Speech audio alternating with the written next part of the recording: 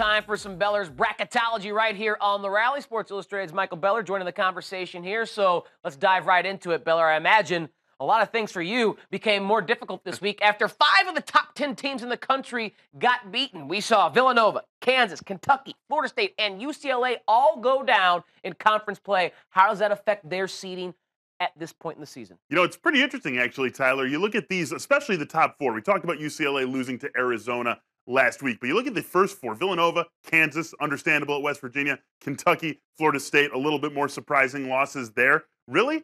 It's kind of like they all sort of get a little bit of a pass when everyone loses. I mean, we can't just start ranking teams 2 through 17. We still need to have 1 seeds through 16 seeds. So really, I don't think this is going to have too much of an effect, at least not as much of an effect as you would expect. I update my bracket every single Thursday, so I went through it this morning. Villanova, still a 1 seed. Kansas, still a 1 seed. Kentucky, Florida State, they're still 2 seeds as well. These are things that could factor in a little bit later, depending on what the teams do the rest of the season. If we start adding a few more losses to any of these teams' resumes, then we look back at what happened to these teams here this week with all this carnage, and things could change. But really, everyone loses. Sort of everyone gets a little bit of a pass, and we just move on to the weekend. For the teams that did the upset work, which one of these squads, outside of West Virginia, because we know they're in a good spot, but of the unranked 4, Marquette, Tennessee, Georgia Tech, and USC, Beller, which one helps themselves the most with their upset victory? For me, it's Marquette. We just talked about them last week getting a big win over Creighton. Of course, that was their first game without Maurice Watson. Now you take down Villanova. You add that to the resume as well.